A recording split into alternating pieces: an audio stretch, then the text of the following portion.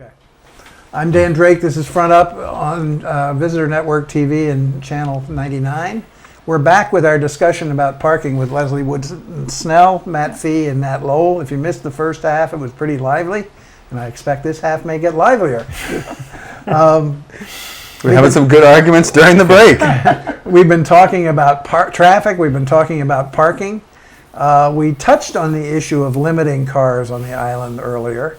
So let's go back to that for a minute. And I think Matt, again, at one time was a proponent of that. I still am. And you still are. And how do you, just generally, how would you provide a framework for? I think it's got to be done in an equitable manner. And that's the devil's in the details, but you've got to find a way to do it fairly so that the people who are here year-round and are working have some priority, and so that the visitors don't bring 3 or 4 cars. But that, and there are fair ways to do that. I've had a couple summer people come up to me this summer and say, geez, we brought 3, but it's really crazy. It's terrible this year. We'd be willing to limit ourselves to 1. And I think that's pretty interesting that people are just walking up on the street and offering that because of the situation they're finding. And I can tell how many people are here by how many loaves of bread we sell a day, and our busy times are busier. Our weekends are busier.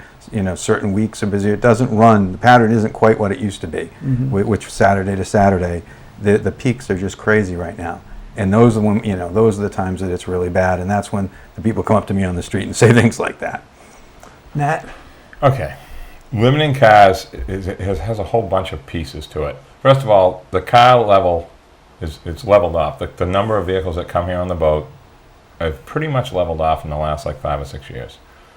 One of the things that the public has to understand is that just like our property taxes in Nantucket, the Steamship Authority operates very similar to the town. The summer car is paying about $500 to come here and back. Let's just give or take. It's about $500. Round numbers, yeah. That vehicle is paying 165% cost of service for that 9x17 space. Since the fast ferries started in 1995, a lot of things have changed with school sports programs and youth sports on Nantucket. And slowly over the last 20 years, the fast ferries have become a sports program. And I can tell you right now, if Chris Maury was sitting here at this table and I explained to him what's paying for those kids to be able to go for $7, it's the summer car and the summer person on the boat, whether they're bringing a car or whether they're coming on the fast boat. Okay. And no, it's important. The subsidy is, they're paying for this stuff. Well, the trucks are paying too. They're not paying. They're just about at 90% cost of service. I'm just saying. So what I'm getting at is Nantucket limits itself by just the degree of difficulty to get here. How much we're in competition in a sense as a destination spot, which I never thought about till about 5 years ago myself. That's very true. It is true. It's just something we don't, as locals, we think that people just come here and that's it. They're picking to come here. Okay. And why are they picking to come Well, here? they like it, but what I'm saying is the first-time person might say, well, I'm going to go to Chatham. It's going to be cheaper, or whatever. The Cape has the same traffic problems that we have on Nantucket. But the uniqueness of us is that we're sort of creating our own cap by zoning in some ways for the year-round population. But by as I said, the cost and the degree of difficulty to get is not cheap to come to Nantucket.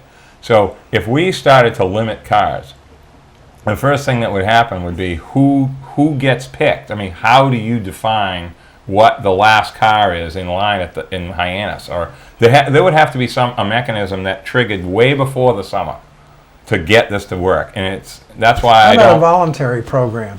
For example, if you were to send out a notice when the Steamship Authority sends out their reservation form. Some other businesses do this and say, don't bring your car. Some of the guest houses and so forth. Well, the guest houses already, people don't bring cars to downtown. Some do, but some do. But the point is it feasible? Would it be workable? Would it make sense to try sending out a notice by the Steamship Authority saying, if you're bringing a car, bring 1, don't bring 2 or 3? I mean, it's similar to the rentals. We used to talk about limiting rentals. If somebody comes here to stay somewhere, that they don't have to bring a lot of stuff, meaning kids and surfboards and all the stuff that you have to bring in a car, they'll rent a car. So there's another business that's benefiting from someone coming on without a vehicle. So it's complicated. I mean, I think again, it sort of self-regulates.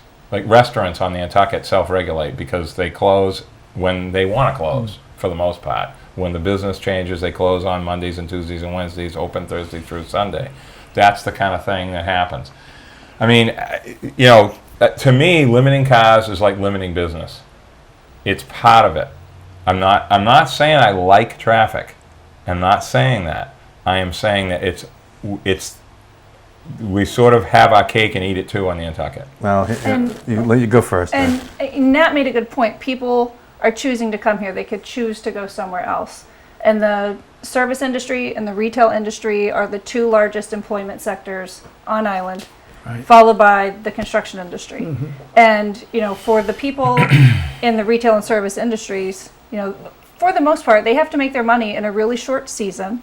And all the people coming here are essentially funding our year-round economy in one way or the other. They're keeping the plumbers busy, the electricians busy, they're keeping, government busy, they're House keeping the cleaners, steamship people busy, everybody. the house cleaners. It's Everything's interconnected, and a lot of it all goes back to tourism. That's what keeps this island running. And but I guess the question, and that I think I have the answer. But I'd pose this to you. The question is, what is the appeal of Nantucket? yeah, well, and what I would These say, people. what I wouldn't, I'm not as scared of doing some of these things because places that have, like last night we had the whole issue with parties and do you try to take control of that? Places that have, like France, have the most rules on some of this stuff, and it's still the most visited country in Europe. If you keep yourself unique, if you make it better for bikes, if there's a thing called shared streets where you're able, or complete streets where people, if they want to go to the hospital or the beach or any public place, they're able to bike, they're able to walk, and they're able to drive safely. That's the goal of it, and it should be front and center of all the planning. If we keep Nantucket nice in that regards, so that it is unique, and it's you still can park on Main Street. You don't have to close downtown. It still is a working town.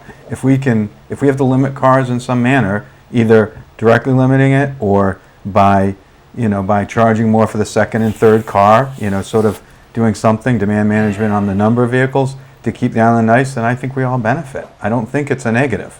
And I understand your point, Nat, that we're lucky to have the cars and have the business. And I I agree said with we're that. lucky to have cars, Matt. No, we're I said lucky to have business. I'm not saying I like cars. It's sort of like liking trash. There's more trash because there's 60,000 people here, so we have to deal with the You trash. like the landfill. Every time I have a question on the landfill, I call you. Landfill needs to be at the airport. That'll fix your Quaker Road.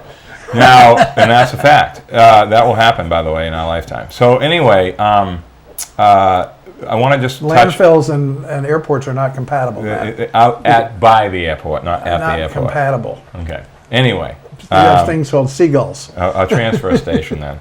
So anyway, what we have to understand is that if, let's say we limited 1,000 cars, is anyone going to see it? You're going to notice it? You're not even going to notice the difference. People Why- already think there's 1,000 more this year. And there's 12. Actually 6. If So you why- if you yeah, wanna but- go by that. If you take the truck number, there might be 200. And then we might be start. 200. And then we We start don't know the getting- number. And That's- then we start getting into garage vehicles and controlling people's garage. I mean, you're getting into so many facets of people's personal business. Okay, how many cars are in your garages that are parked here in the wintertime that are out on the road in the summer? So there's all these other impacts. But that You isn't. can't- That wasn't how we proposed. That wasn't No, how. I'm That just wasn't saying, how I'm a group talk- worked on it. We said everyone who has it now gets everything they have from I here remember on that. in. That's So how I you got want- involved, man. I understand. So, but that was what we were saying to begin with, and I felt strong at the time that a percentage of them should be saleable. Like half of the licenses should go up in value. So when someone came to town meeting to say, "Gee whiz, 25,000, it's almost gridlock, but boy, we want to have 30." The people at town meeting would stand up and go, "No, you're diluting my value." And It someone used to could be sell- about the size of cars. We don't talk about that anymore. Have you noticed that? Well, it That's is- the other issue. Well, it is about the size of cars No, too. the size of cars is smaller than it used to be. This is the part that we kind of Well, forget. except for gigantic station except for the wagons family, were huge. Except for the Back in our day, the SUVs are yeah. huge, but people have to have them because they have 4 kids and they have but to all have SUVs seats. are not as big as the station wagon used to be. I was talking about the footprint. Yeah, I'm but talking about the footprint the of the, I'm size, just- the size, well, the all- size of width and size of cars has to do with the sidewalks. I'm just That's making the- a point, not, I'm talking about what was argued 15 years ago. What got me involved with the town when Matt came up with this article, was it 98? I don't I think it was, is at the same time the steamship was essentially being challenged by New Bedford and Hyannis a little bit subsequently to limit trucks. And all I'm sitting there going, oh my God, this is unbelievable. Like, we're trying to limit ourselves and somebody else is trying to limit our business, and it's impossible to do equitably, because this thing called the free market out there with the roads, and trucks can drive down the road legally. I mean, you can't tell them they can't go on the boat. I think back to my original point, the degree of difficulty to come to Nantucket, and I will tell you this, as a steamship rep, as long as I'm alive, there will never be a fast ferry that carries cars. That would ruin Nantucket. I will agree with Matt on that.